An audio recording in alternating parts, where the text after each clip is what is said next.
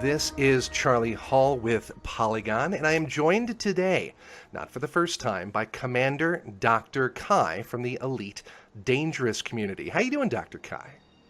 How are you doing, Charlie? It's good to speak to you again. It is good to speak to you again. Now, the last time that we talked, I was joining you way out on the edges of the Milky Way galaxy at a planet called Beagle Point, and we were actually participating in something called the Distant Worlds Expedition. Do you remember that?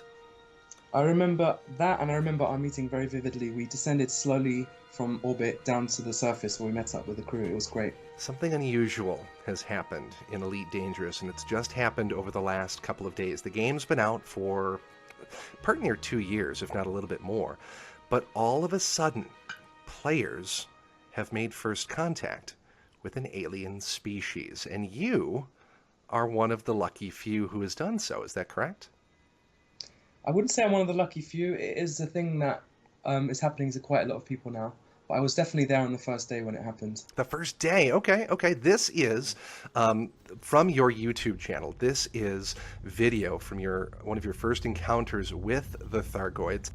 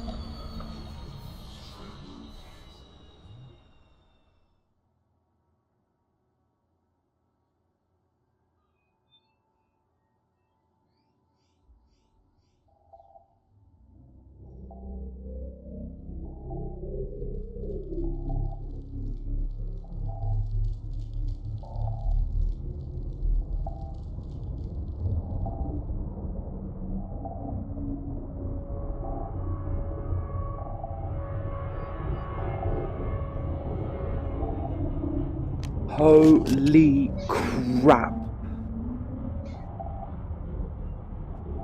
I've got no control. No control. All my systems are offline.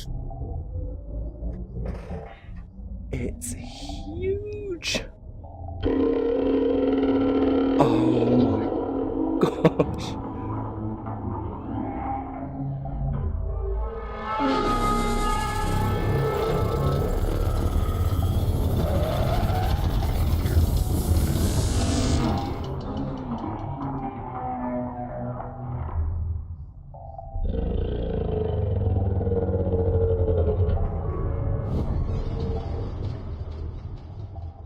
So I was traveling through witch space, and as you can probably see around now, things start getting a bit creepy. It says that something unknown is happening, and the colors start changing and things start spinning out of control. And then I do get sucked out of witch space, which is basically hyperspace, which is between two different stars. It's a different dimension. And at that moment, my blood started to chill. It was a truly terrifying experience. All my systems switched off. I just spun like out of control for a second, and then my system switched off.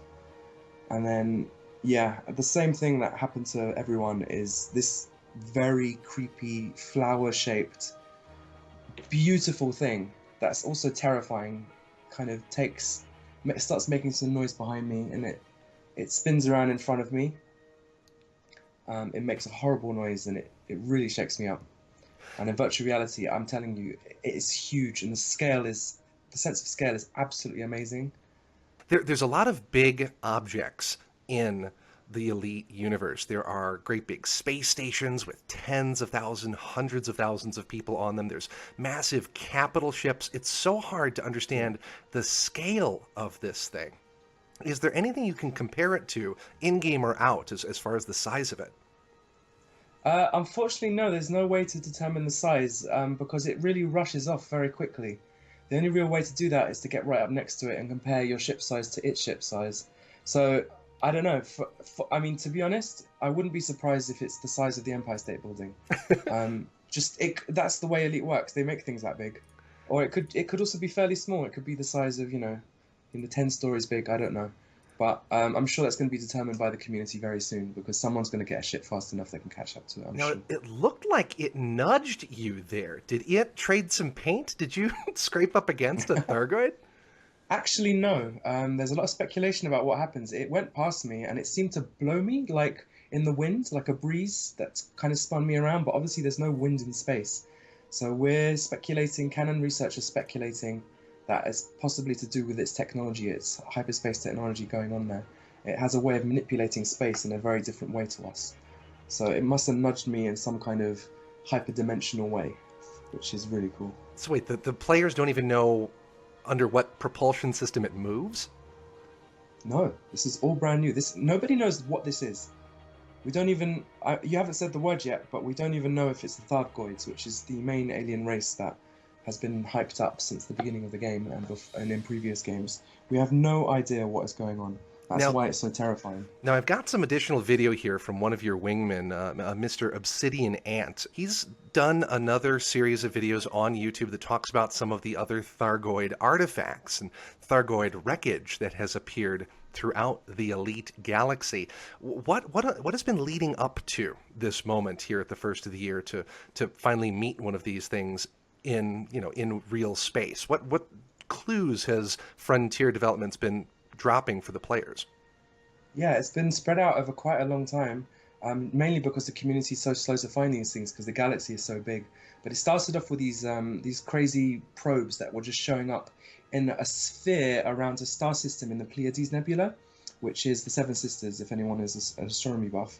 And they all seem to point at a single star. And it took us a very long time to get into that star and look at all the surfaces until we found what's been dubbed barnacles, which are basically these weird alien types of growths that have come out of the planet's surfaces. So that was a thing. And then a couple of alien crash sites were discovered, and it turned out to be 3 crash sites in the end. And then an alien ruins was found, although we don't know the connection between any of these things. We don't even know if they're all the same race or different races or what.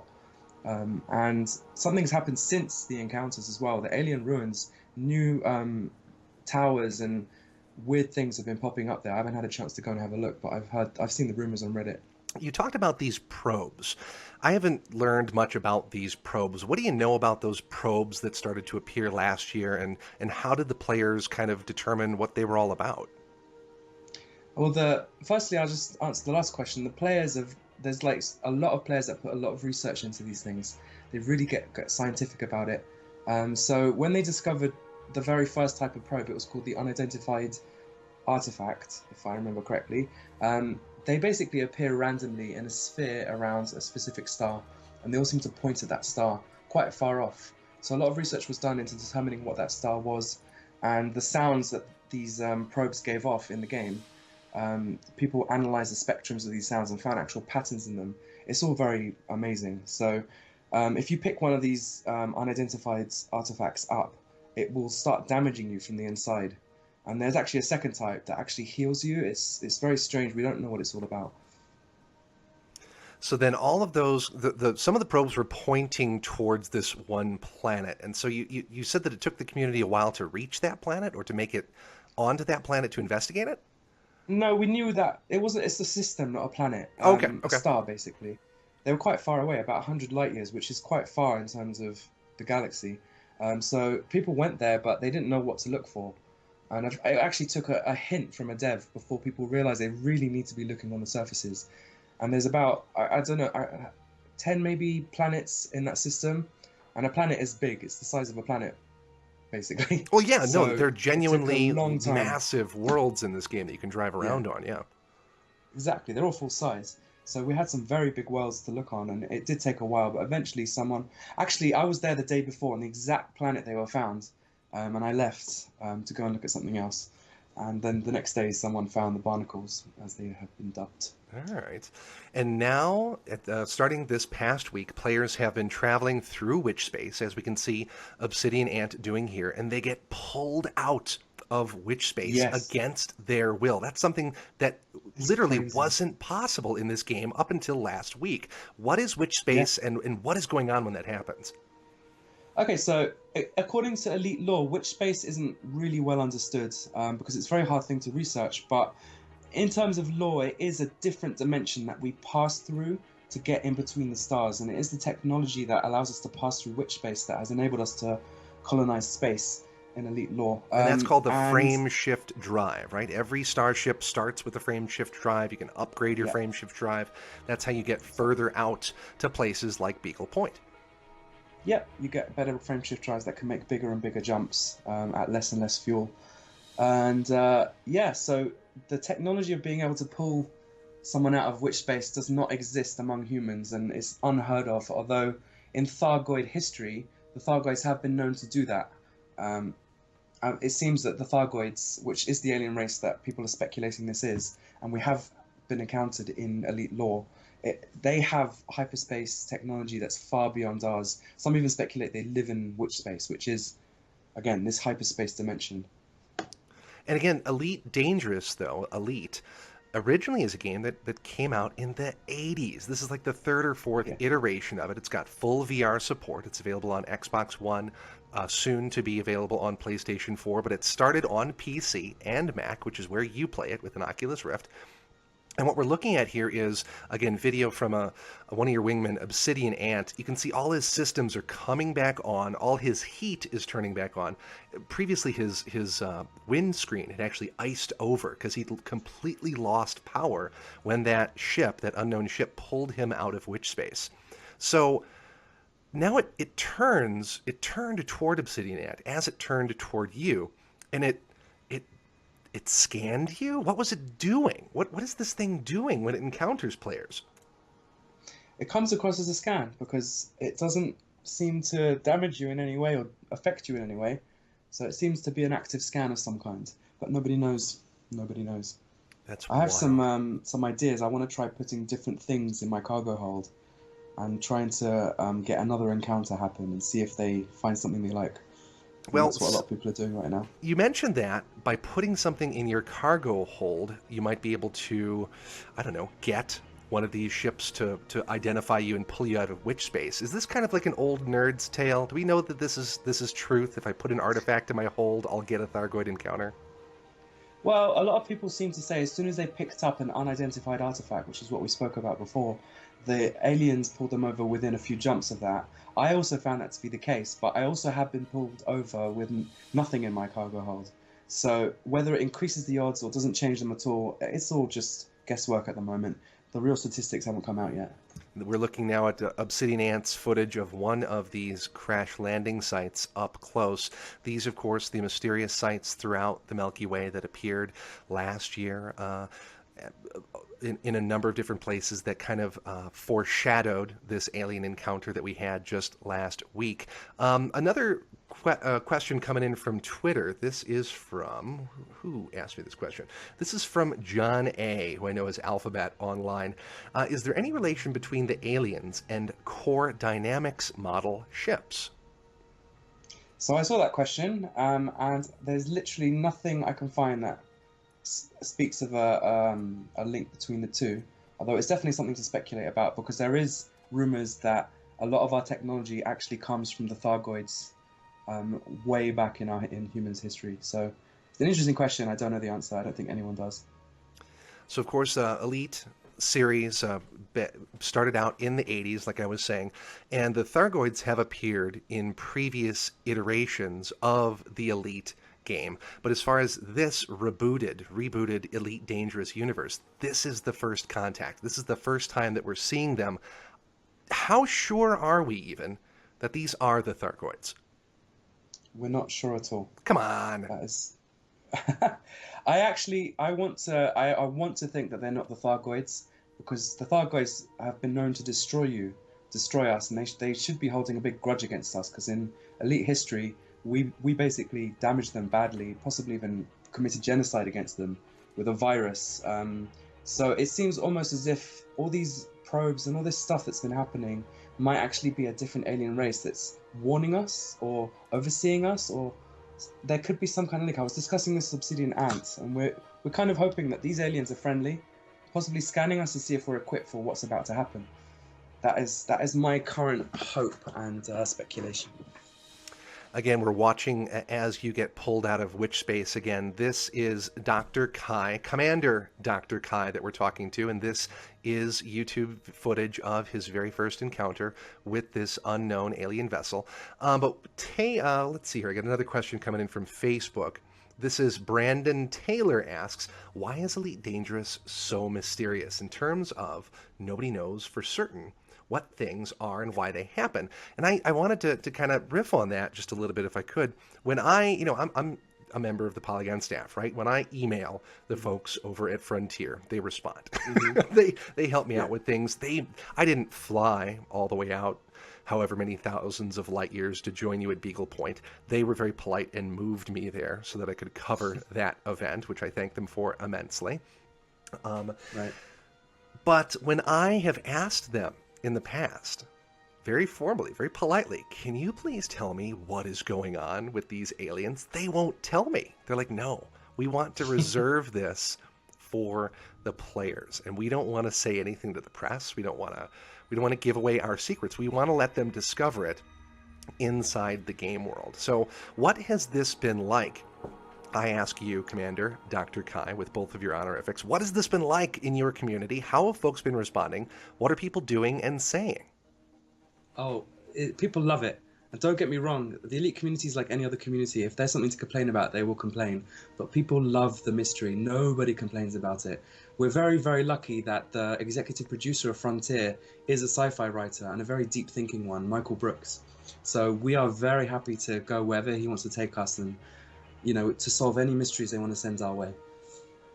So tell me a little bit, if you could, about that expedition that you mounted last year. I want to kind of recap and for you to tell my audience that might not be familiar with it, what that was all about and what that really meant for the community. Last year we did what I would call it a game-changing expedition. It was the first of its kind, in the sense that we gathered basically well over 1,000 commanders and 1,000 players, and we set out on an expedition to cross the galaxy. And the galaxy, being to scale, takes a long time to cross. It took us about maybe 60 hours each, spread over 12 weeks. And we all gathered at various meeting points, and then we eventually had a destination which was called Beagle Point. It was the first ever planet discovered by Commander Eramis on the other side of the galaxy. That is the furthest that could have been reached, at least at the time. So it's a very historic location. It's actually been renamed thanks to our expedition to Beagle Point on the galaxy map. And that's awesome. When I say it changed the game, it changed the sense of how the game is played, because we finally really created a multiplayer aspect of the game. The game has multiplayer, but there's not much in the way of actually structure in the game to enable multiplayer. So we found loads of ways of getting together and doing things that are fun in mass groups of like 30 to 50 people. And there's been so many expeditions that of the same formula that have happened since then, and I'm very happy to see that something we did change the game in that way. Frontier also over the moon about it. So what are your next steps? How do you help to uncover the mystery of what this ship is? And, what are you doing with your friends and other players to move the story forward? To move the story forward is a difficult thing to do, but I'm pretty sure there is something we need to do. Someone's going to figure it out eventually. There's something we either need to carry in our cargo hold, some way we have to react to this thing that will maybe bring about the next encounter. People have already tried shooting it, and that did absolutely nothing. So I don't know. I really don't know what the next thing is. But the community is very intelligent. They really put a lot of effort into these things. And can I just say, the sound design is what people are praising the most, believe it or not. Over everything else, the sound design, if you really want to enjoy this experience, go and find a video of it, whether it's my video or someone else's, and just turn up the volume and listen to the noises this thing makes. It's absolutely crazy. The sound design in Elite is pretty much its best thing. I'd say it's even better than the fact that it's 400 billion galaxies. I love the time that I've spent with the game. I think I'm in the Sol system right now, so I need to get back out there on the edge of things and go find a Thargoid ship for myself. I want to thank you so much for taking the time today to kind of explain what's going on and to field some questions from our audience. Again, we're looking at footage from Elite Dangerous. It's from a company called Frontier Developments, and it's available on PC, Mac, Xbox One, and soon on PlayStation 4, and of course Dr. Kai and I both like playing it on Oculus Rift, but it works with the Vive as well, doesn't it? It does indeed. Yeah. Well, again, thanks Works with so both. much for the time, and I'm going to sign off here. And yeah, if you've got additional questions, put them in the comments, and we'll see if we can get Dr. Kai to weigh in on them. Thanks, Dr. Kai. Thanks a lot, Charlie. It's been a pleasure.